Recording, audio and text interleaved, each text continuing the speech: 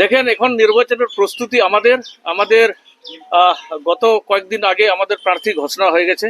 আমরা চাচ্ছি যে প্রত্যেকটি বাড়িতে বাড়িতে আমাদের যে মাননীয় প্রধানমন্ত্রী, অর্থাৎ যেটা আমাদের বাংলার জন্য বিশেষ করে যে আমাদেরকে ব্রিগেড থেকে যে সমস্ত আমাদেরকে বলে দিয়েছেন, অর্থাৎ এখানকার দরিদ্র মানুষের বাড়ি থেকে পানীয় জল থেকে শুরু করে রেশন ফ্রি দিচ্ছে, আয়ুষ্মান যোজনা 5 লাখ টাকা করে যেটা ফ্রি দেওয়া, অর্থাৎ পশ্চিম বাংলা পুরোপুরি ধ্বংস হয়ে গেছে, অর্থাৎ উন্নয়নের দিক দিয়ে এবং গণতন্ত্রের দিক দিয়ে।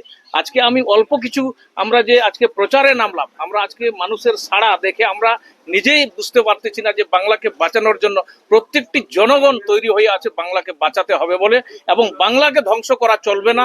বাংলার আইনটাকে সঠিকভাবে সুশাসন আনতে হবে, বাংলাকে একদম এখানকার নির্ভরতা অর্থাৎ বাংলাকে তৈরি করতে হবে, সোনার বাংলা তৈরি করতে হবে, ধর্ষণকে নিষিদ্ধ করতে হবে। ধর্ষণের মধ্যে কোনো রায় বিচার হচ্ছে না, মানুষ কিন্তু বুঝে গেছে। আজকে আমরা যখন রাস্তায় যাচ্ছি, আমি কোনো ব্যক্তিকেও দেখতেছি জয় শ্রীরাম বলছে, বলছে যে বাংলাতে দিদিকে অবসান ঘটাতে হবে, বিসর্জন দিতে হবে, এবং বাংলাকে একটা সোনার বাংলা তৈরি করার জন্য মানুষের মন কিন্তু তৈরি হয়ে গেছে, আমরা যেটা বুঝতে পারছি।